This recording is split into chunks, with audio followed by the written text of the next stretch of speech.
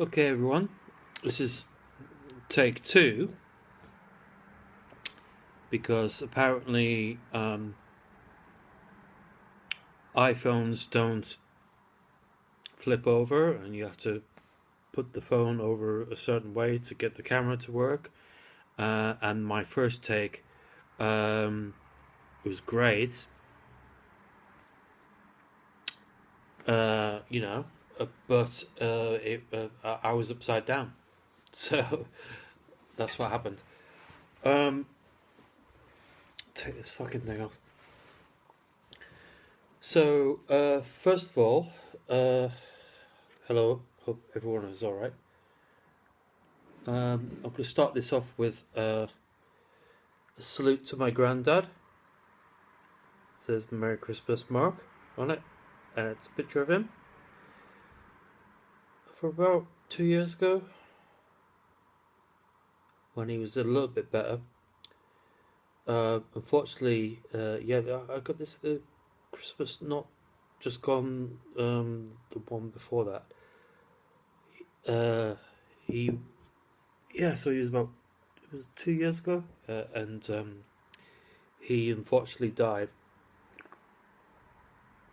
a couple of months ago.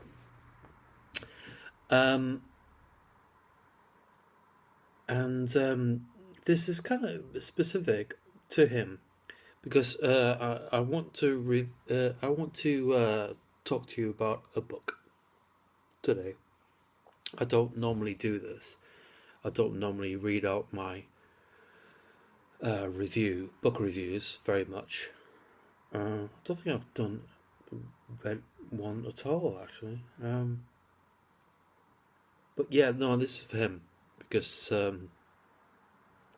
I don't think he was in the war. I don't think he was a soldier or anything, but he was. I think he was a little bit too young to be in the war.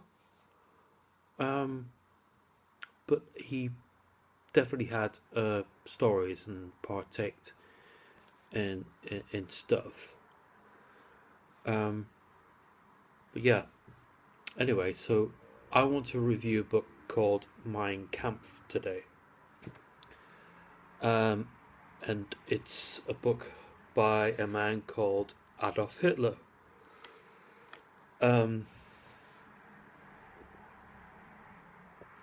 Yeah. So I start off the review with a disclaimer, which will probably cover everything. I shouldn't have to do this, but before I get a load of backlash and hate, my goal in reading this book is how I do with every review, to be objective and fair to any author, despite the subject matter or their opinions. More so than anyone, it applies here, which is going to be difficult because the subject matter is so hateful and awful. But like all Librans, I'm going to sit on the fence, take in all of the opinions and then give them my full and honest opinion. So before you pile on me, read what I have to say first. And that's the disclaimer. Well, we all knew we would eventually get here on the roughest rides through the Second World War for Farley. I've been reading a lot of books about the Second World War. Earlier this year, I was in rural Poland. I looked out at the forest, just where the mass graves are, that the prisoners of Auschwitz ran towards in a desperate attempt at freedom, only to be gunned down by a machine gun fire or electrocuted by a fence. Fucking cold here. It was a tough day, full of emotion and future grim nightmares, but at least they had a gift shop on the way out to lighten the mood. I bought postcards, but stopped at the urge to buy a key ring or a commemorative tea towel. See? Going well so far. To say that Adolf Hitler was anything but patriotic would be an understatement, albeit eventually a ruthless and barbaric, mentally ill one. What Adolf Hitler managed to accomplish in in also a relatively short time was nothing short of baffling and unprecedented, both in its efficiency at rebuilding Germany, but also evil and depravity. This was both in terms of infrastructure, but also clouding the will of millions of people. See, it's all good, right? Much of Mein Kampf is philosophical asinine nonsense. There are no dick jokes here, but some of it is actual learned wisdom. But before you all shout at me, hear Farley out. Despite the seemingly failures in his life, he unsurprisingly has delusions of grandeur throughout this work. The insight into his upbringing with his parents deep in poverty is both telling and a fascination considering how powerful in life he then became, though. His personal politics seem to have mutated over time, going from someone who wanted to protect his national identity to expunging those who he considered undesirable by the millions is a massive stretch. Yes, very bad. Suffice to say, it got out of hand somewhere, and unfortunately, after this was published in 1926, to the point of his final and enduring failure, covered in petrol and dead in a ditch. Maybe there were too many Nazis that escaped to South America for him not to be one of them. Sorry. But this dictator's reasoning and philosophy wasn't purely through sickening hatred. It started centuries before he was even born. The main bugbear the man has, not to mention his general lot in life, is that on a similar vein we see at the moment in the world with Ukraine and Vladimir Putin. In that is all down to history and who owned what land and when. It's a pretty flimsy excuse for the eventual Holocaust, but there we have it. Hitler hated the fact that post-World War I, the Habsburgs capitulated to the French and Germans during their skirmish, and the part of Austria that was full of Germans, including his young self, ceased to be.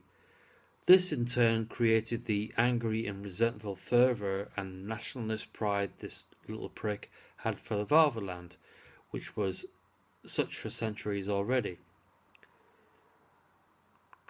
That's about the skinny of it, or at least in these pages. To be fair, that would be quite a maddening thing to grow up with, but as with Putin also, no excuse. Don't be a dick or a joke.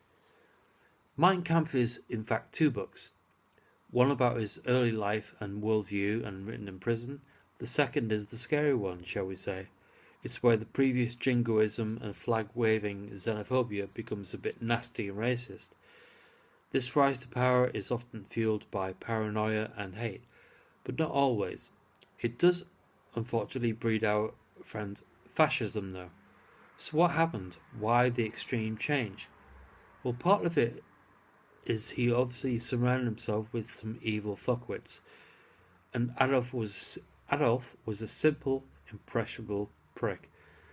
Before he even meets the awful bastards like Himmler, Bormann, and the fat one with the pet tiger in charge of the planes, his name escapes me now, Hitler clearly has a tremendous victim complex and is riddled with insecurities. At the end of the day, our author was not exactly enamoured about the average Jew before he left for the Great War, that he is very bitter about being on the losing side of, and even more when he returns from the front to see their increasing influence in his country, particularly in the world of international finance, just in time for him to be in a position to enter not only politics but create his own party and movement and do something about it. It's a fascinating course correct and should be rightfully taught as such. Hitler's problem with the Jews is that they were initially a race without a state or physical territory, which seems to be at the core of his love for his country. His first interaction with the real-life, living and breathing Jew was someone of the Hasidic persuasion, and he found his dress and curly long hair odd. He also said that they smell bad. Well, newsflash, everyone back then smelled pretty awful, including you. Did the Holocaust really happen because this one guy had BO? Again, not an excuse. He has a problem with the sudden Jewish influence within the arts and culture also. So what, does all music have to be Wagner? Have you heard that shit? To be fair to him, it's a bit arrogant calling yourselves the chosen people. That probably didn't help. But all religious denominations think that of themselves. That's why they all war against each other constantly, even today. It's all stupid and pointless, talking to an invisible man in the sky that doesn't exist. There you go. If you're going to shout at Farley for anything, there's your fucking soundbite. Also, one of Hitler's qualities is that he thought the same about religion. Mind you, he was too busy believing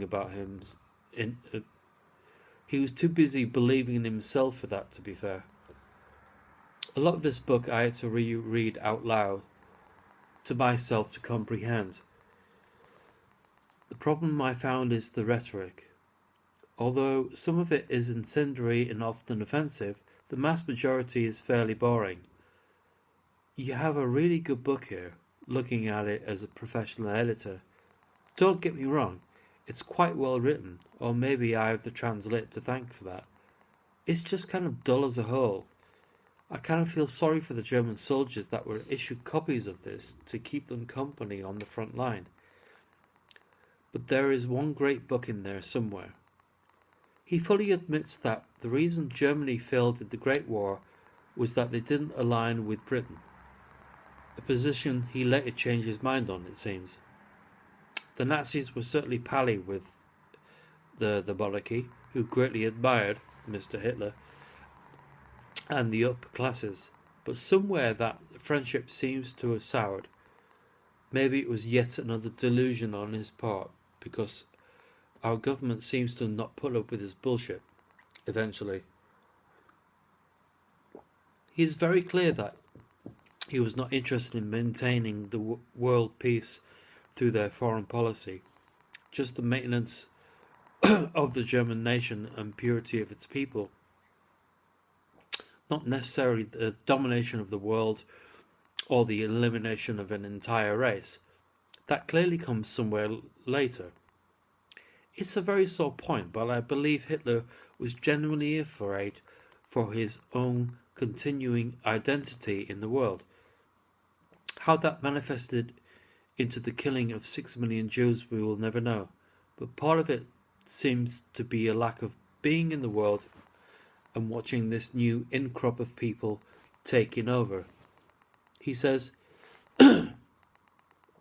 is not their very existence founded on one great lie, namely that they are a religious community, whereas in reality they are a race? And what a race! Well, yes and no. Physically, Jewish people are different, but you could say the same for religions in Africa and Asia too, right? It doesn't make them evil just because they're not purely from one Central European country.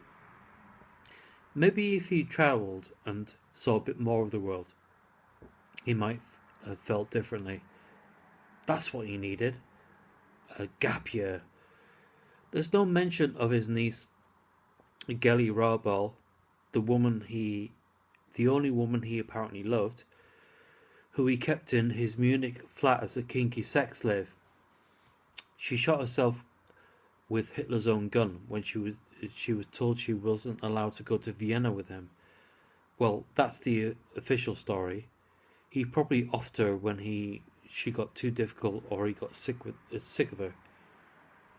I thought about this a few years ago in Munich when I looked up at the building the flat was in.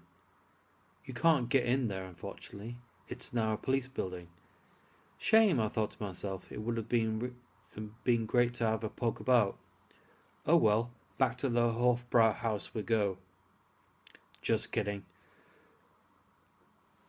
It's not a station. It's used as a storage facility, but it's guarded, obviously, my old work friend says, standing next to me. Martin lives here, but used to work in a central London hotel with me. Me in reception, him in the housekeeping. He was always the one that you would go to with any weird problem that needed solving. Let's face it, he was a man who must have seen it all. So you reckon you could get us in there then? I say to him. We've already talked about this online. There's a few comically large glasses of beer in it for you. Easy, come with me. We walk over to his transit van and he opens up the back doors. Office chairs, I say, at the sight of 6 office chairs. Yep, and you're going to have to take off what you're wearing and put this on. He gives me a really smart blue shirt with an emblem I can't make out. It dawns on me that I might be about to impersonate a policeman in a foreign country. Okay. And lose the hat. Try and make your hair at least a little smarter. And grab a chair. What's all this, I say? Well, your kinky Hitler/niece sex slave flat is currently used to store chairs and tables for functions. You're fucking kidding me. I laugh. I do as I'm told and say, you didn't buy office chairs for this, did you? Hell no. I went to the tip. Always chairs at the tip in Germany. Good to know, I say. Martin spouts some German into the intercom and tells me to keep my mouth shut. He tells them the name of an inspector at the central police station, which you can easily find online, having sent us with all the shit for the collection. We are buzzed in and nodded at. I nod back and keep stum. We climb the stairs and so we have it. There's no interior door anymore, just walking into this piece of history.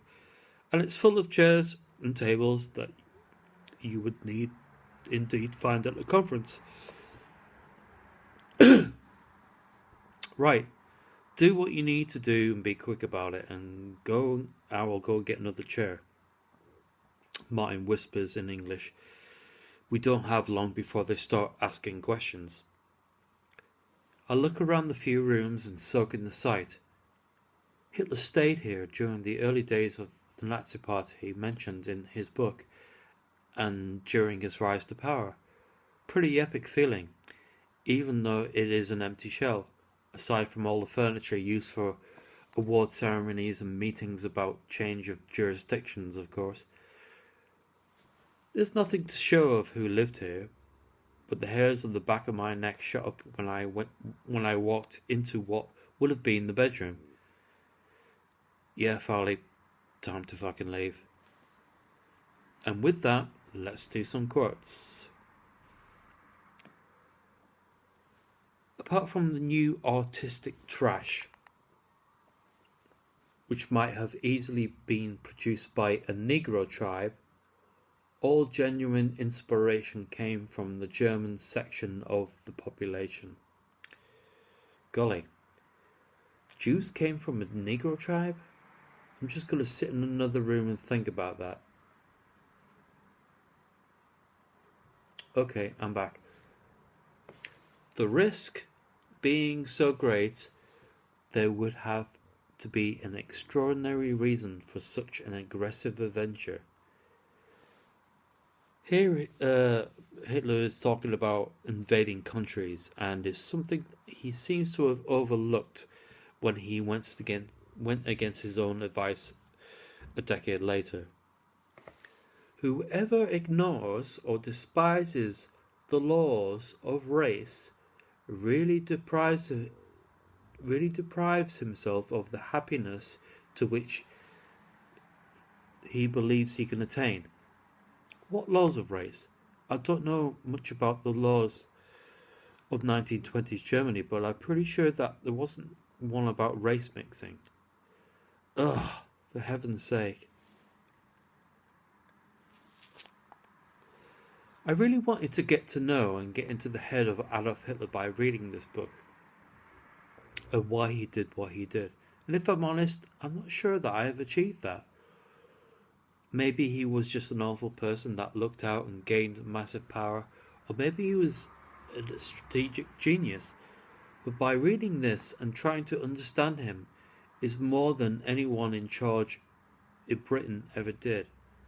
Apart from the aristocracy, of course, they love themselves a little bit of Hitler, to the point where when a video came out showing young Princess Elizabeth and her sister Margaret giving the Hitler salute, and they spun it as simply waving at friends leaving, which is the biggest bunch of bullshit since they said that Charles and Diana wed for love.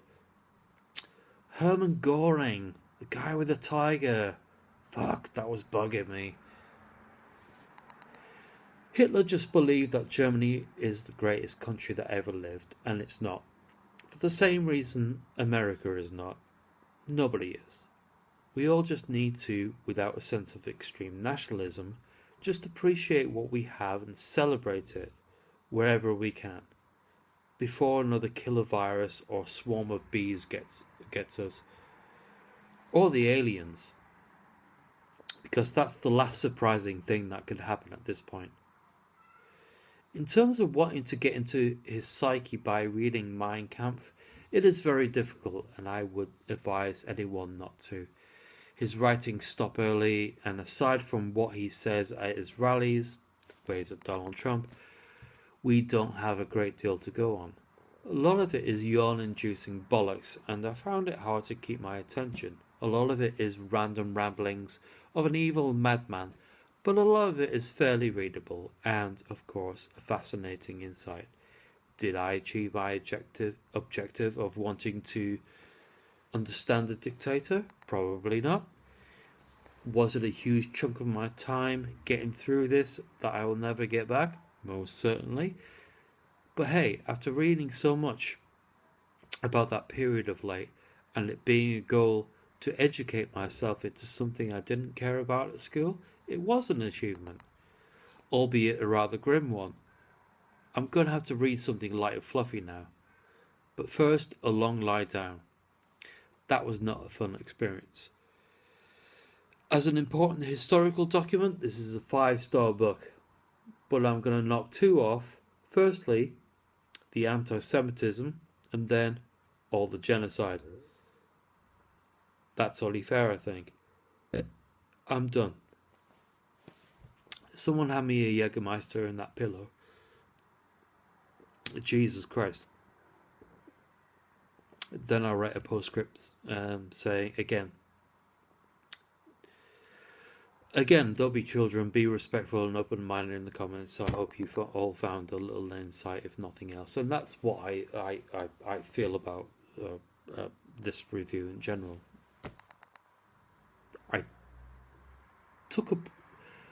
I took this, I like to think I give this a fair shot, and without any prejudice, and and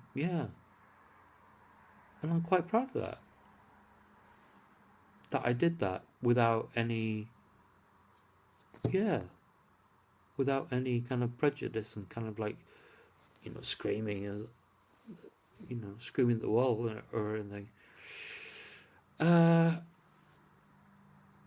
Last thing on this, recommended further reading if you want to read anything more about Hitler. A great book is The Women Who Flew for Hitler by Claire Mully. It's great.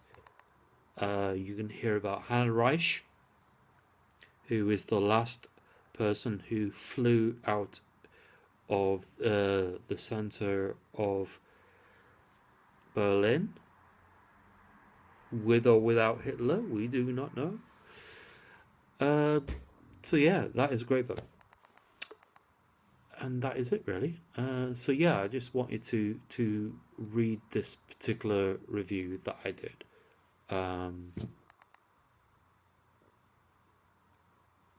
Just for context and give people a bit more insight. Really, that is it. Yeah. This is take 2. Hopefully I've got the camera the right side up. I can't believe I did that twice. So yeah, if you like this, do like, share and subscribe, all that shit. And yeah, we shall do something soon.